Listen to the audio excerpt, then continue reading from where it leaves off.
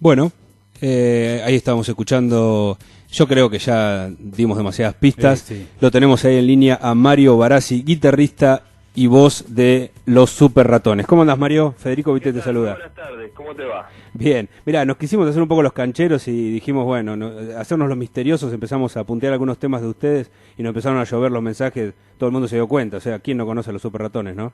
Mira qué bueno. Sí, la verdad que estamos muy contentos de haber hecho una carrera lo suficientemente extensa como para tener eso, ¿no? Que la gente de nuestro país y también del exterior en algunos lugares nos conozcan, bueno, por canciones, que es lo lindo. Sí, bueno, ahí cuando estábamos punteando los temas, uno enseguida, bueno, nosotros somos casi de la misma generación, Mario, quiero decir, casi Tenemos no, 40, Mario. Somos de la misma generación, del mismo, jugamos en el mismo equipo, así que punteábamos los temas y nos acordábamos de las veces que salíamos, cuando en la época que nosotros salíamos, ya dejamos de hacerlo, Mario, quiero contarte, la época que salíamos a bailar, de los cumpleaños de 15, de los bueno, no sé si cumpleaños de 15, de los casamientos, bueno, las canciones de ustedes estaban en todas las fiestas, ¿no? Siguen estando, creo yo. Sí, siguen estando, por suerte, porque, bueno, hemos podido construir una carrera, y cuando digo esto me refiero a que ya tenemos 9 discos en nuestra carrera, ahora estamos, de hecho, preparando, estamos componiendo, y en no mucho tiempo vamos a entrar al estudio para grabar el 10º disco. Mira. Y ya son 20 y tantos años de carrera, ya estamos más para los 30 años de estar tocando que por los 20, ¿no? O sea, el año del primer disco salió en el año 90, que seguramente es el que vos estás recordando y el referente de todas esas fiestas de las que hablabas. Sí. Y por suerte ese disco nos posibilitó poder hacer más, ¿no? Y empezar una carrera discográfica que fue muy distinta a nuestros orígenes en Mar del Plata. Claro. Pero muy grato, muy grato. Todo empezó ahí en Mar del Plata, ¿no? Haciendo, si se puede decir, rock playero, ¿no? Porque ustedes, por lo menos en los comienzos, fueron una especie de Beach Boys argentinos, se lo habrán dicho más de una vez, ¿no? Vos sabés que en realidad el mote nos lo pusimos nosotros mismos. Ustedes mismos. El primer disco lo llamamos Rock de la Playa, y no por casualidad, sino porque sabíamos que de alguna manera nos teníamos que meter en la escena del rock, sobre todo en Buenos Aires, donde hay mucha competencia y donde sabíamos que había muchísimas bandas también, ¿no? Sí, era una buena estrategia para diferenciarse, ¿no? También, obviamente. Claro, y además éramos y somos fanáticos de las armonías vocales, y entre los grupos que siempre tuvieron como algo, como rasgo distintivo e importante, además de los Beatles y muchos de los grupos de los 60, bueno, los Beach Boys fueron casi un estandarte de esas armonías vocales. Y nosotros, como somos un grupo atípico y no tenemos una sola voz cantante y un compositor principal, sino que componemos varios y cantamos varios también, bueno, nos venía como anillo al dedo, primero llamarnos o autotitular el primer disco, casi el Super Ratones Rock de la Playa, ¿no? Y veníamos de Mar del Plata.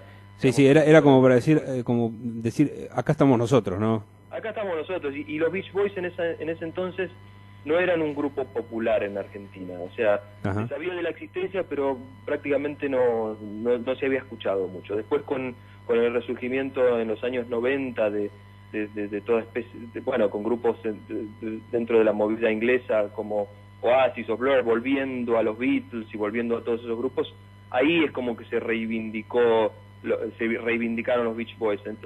Por eso cuando nosotros irrumpimos en la escena del rock nacional en el 90 con la canción Barbara Ann, prácticamente todo el mundo se pensaba que era nuestra, ¿no? Claro, tal cual, no que era un cover, ¿no?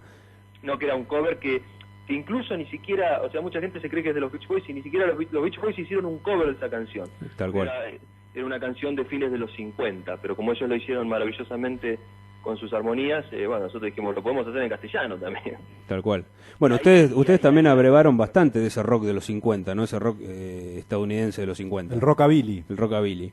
Y el rockabilly, claro. Y sí, eran nuestros héroes y lo siguen siendo de alguna manera. Lo que pasa es que después de tantos años también, lo que es increíble es que pudimos conocer a mucha de esa gente. Lo conocimos a Jerry Lee, acá en la Argentina, después en España se están tocando en un festival, compartimos cartel con Little Richard, y bueno, era la gente la gente que escuchaba los Beatles eran fanáticos de Chuck Berry, de Elvis Presley, de Little Richard, de Jerry Lee, y nosotros también por el lado de los Beatles empezamos en ese entonces, estoy hablando de la década del 80, a mitad de los 80, antes de grabar el primer disco, empezamos a descubrir todos esos grupos y solistas que fueron como los próceres del rock and roll.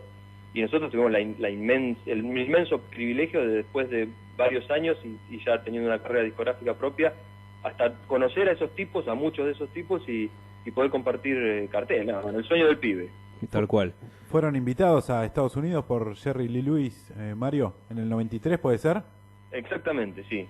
Nosotros lo habíamos conocido a él en el 92, que vino acá a Buenos Aires y se presentó en el Gran Rex, hizo un par de fechas, y nosotros por vía de la compañía tuvimos contacto con él y, bueno, charlando, él directamente nos dijo que el estudio Sun, los míticos estudios Sun, donde grababa el Presley y donde grabó él los primeros discos, que estaban reabiertos, ¿no?, en Memphis, en Tennessee. Entonces nos hizo como una especie de contacto para cuando fuéramos nosotros. Y de hecho el baterista de Elvis. Disco, claro, el tercer disco nuestro está grabado en Estados Unidos, está grabado parte en la Sun y participa DJ Fontana, que fue el baterista original de Elvis Presley.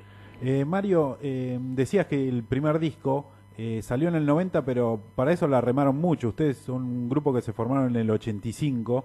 En esos 80, donde la escena del rock nacional había renacido con el tema de, bueno, ya sabido la historia de la guerra de Malvinas, la prohibición de pasar música en inglés en las radios, y ahí surge un renacer del rock nacional.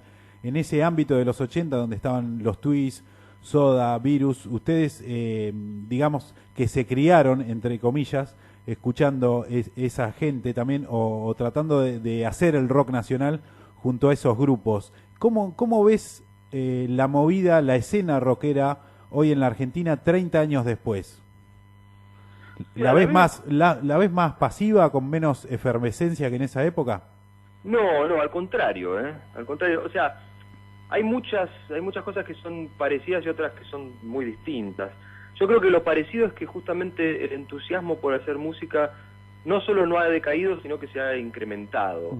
Yo creo que hoy por hoy también el acceso a la música que tienen los chicos que están empezando, y el acceso a un instrumento musical o a poder tener contacto con todo eso, es mucho más accesible, es más fácil hoy por hoy poder entrar. Y Internet, Mario, además, ¿no? Internet. Con lo que significa, o sea, ustedes que empezaron en el 85, imagínate, claro. Internet, la cantidad de programas que hay, es una cosa increíble.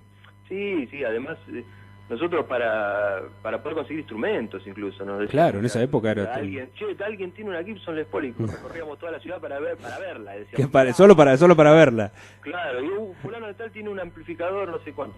Entonces, viste, hoy por hoy sigue siendo, o sea, los instrumentos musicales siguen siendo caros, pero están más al alcance de todos los días. O sea, es lo mismo que el acceso a una computadora. Hace 20 años nadie tenía computadora, o conocías de alguien que tenía, y hoy prácticamente es una cosa común, o ni hablar de los celulares.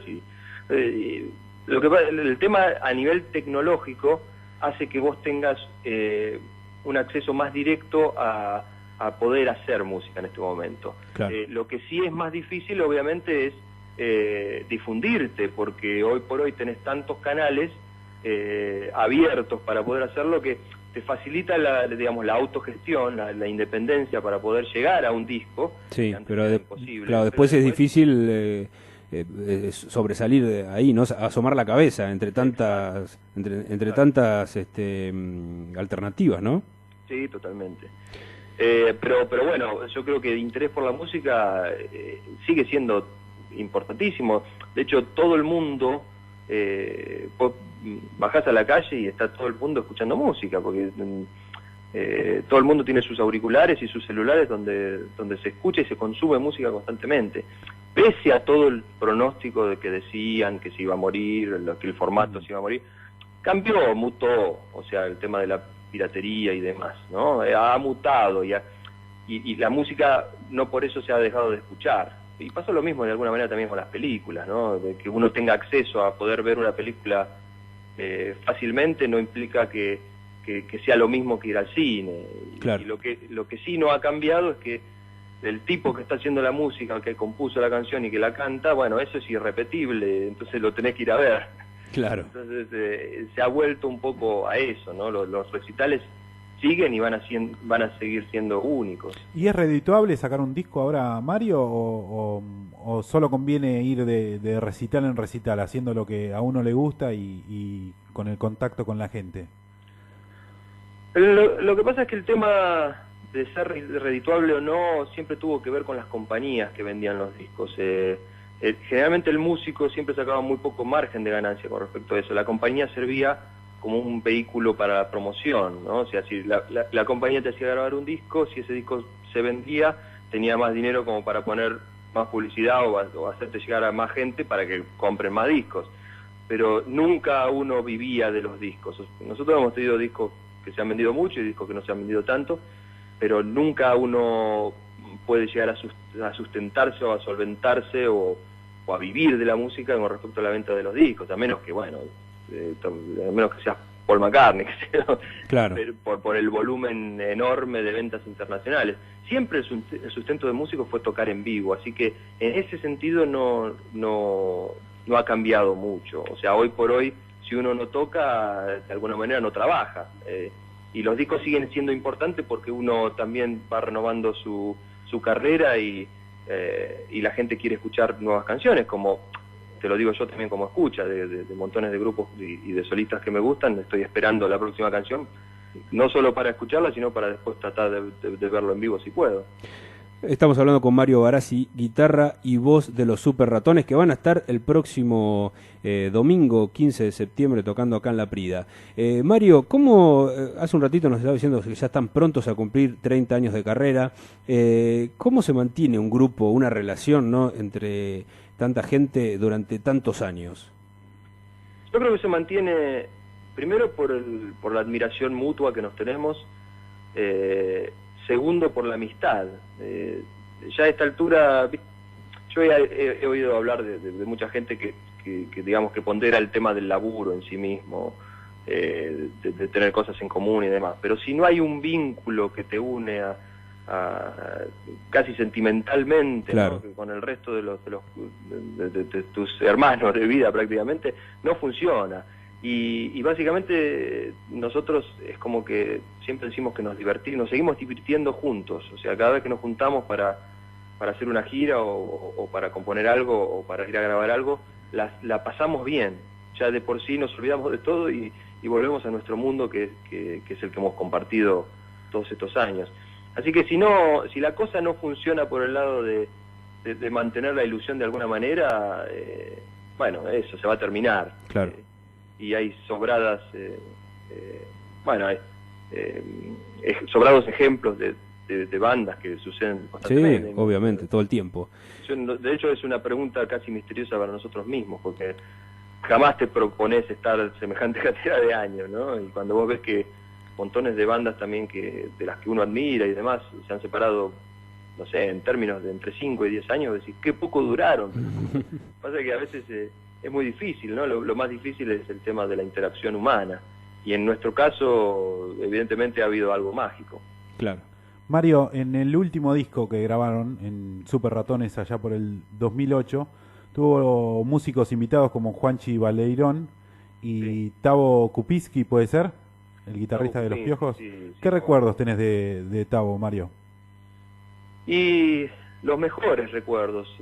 Era una persona muy humilde, muy talentosa, muy talentoso, un violero excepcional, además fanático del detalle, no solo de tocar en sí mismo, sino que compartíamos los mismos gustos musicales. Con Tavo nos habíamos conocido fines de la década del 80, cuando nosotros empezamos a hacer nuestras primeras apariciones en Buenos Aires. Y creo que vos nombraste la movida rockabilly, y nosotros estábamos muy con el rockabilly en ese entonces, antes del primer disco estoy hablando, y Tavo era más chico que nosotros, y en ese entonces era como parte de todos los chicos que venían a ver la movida de rockabilly. Entonces el vínculo que nos unía tenía que ver con seguir descubriendo cosas de todos estos héroes musicales, ¿no? De Chuck Berry, de Little Richard, de juntarnos a ver cómo tocaba Keith Richards, tratando de emular a Chuck Berry en ese momento. Así que tengo los mejores recuerdos, y obviamente siempre que lo recuerdo con gran tristeza, ¿no? Después, la gran mayoría por ahí de la gente lo conoce a través de su paso por Los Piojos, ¿no? Que banda también emblemática del rock nacional. Así que la verdad que lo recuerdo con una sonrisa y con una lágrima también, con tristeza. Bueno, ¿qué le prometen, Mario, a la gente de La Prida para el próximo domingo? Y le prometemos un buen show que no es poco, ¿no? Que no es poco. Yo creo que si se acercan van a saber por qué les estoy diciendo esto. Pues, digamos, a nosotros nos gusta mucho este ida y vuelta que se da con la gente. No somos una banda de interpretar simplemente, decir, bueno, hacemos la canción y ya está. Nos gusta esto que a la gente le llegue y a la vez lo que nos devuelve la gente también en emoción. Así que acérquense, va a estar buenísimo y bueno, yo creo que de la mejor manera y de la mejor oportunidad como para poder estar en La Prida y encontrarnos, ¿no? Los Superratones con La Prida, que yo no recuerdo si hemos estado tal vez hace 20 años, ¿no? Pero han estado en tantos lados, ¿no? Sí, hace muchísimos años que seguramente no vamos ahí a La Prida, así que es una excelente oportunidad de poder reencontrarse con la banda y haciendo también un repaso por todo lo que ha sido nuestra carrera. Claro, además todo empezó ya por el 85 en Mar del Plata, pero vos naciste en Bahía, ¿no? En Bahía Blanca. Yo nací en Bahía. Sí. ¿Sos de acá cerca? Soy de ahí cerca, exacto. Yo me fui a los 4 años, en realidad mi familia. Claro. Mi familia se mudó a Mar del Plata cuando yo tenía 4 años, y siempre también recuerdo a Bahía, aunque he ido solamente para tocar después de grande, pero claro, siempre gran parte de mi familia, y tengo parte del corazoncito también ahí. Perfecto. Mario Barassi, guitarra y voz de los Superratones. Mil gracias por este contacto, Mario, y nos vemos el domingo 15 acá en La Prida. Nos vemos y te escuchamos, obviamente. Perfecto, bueno, gracias a ustedes y reitero la invitación, ¿no? Va a estar buenísimo el domingo 15 ahí en La Prida, así que nos estamos viendo. Bueno, abrazo grande, gracias. Dale, abrazo grande. Chao, chao. Chau. Bueno, ahí estuvimos charlando con Mario Barassi, guitarra y voz de los Superratones, que van a estar tocando el próximo domingo 15 de septiembre acá en La Prida, con motivo del 124 aniversario del partido de La Prida. ¿Cuántas bandas, no? Desde los 80 hasta ahora, ¿cuántas bandas que siguen rodando por la Argentina, ¿no? Tal cual. Que tienen sus momentos, sus idas, sus vueltas, sus cúspides, sus mesetas y siguen estando ahí. Bueno, casi en 2 años cumplen los 30 años de carrera, ¿eh? No es poco. No es poco. No son muchos los que pueden decir eso. 14:53, 21:04 la temperatura.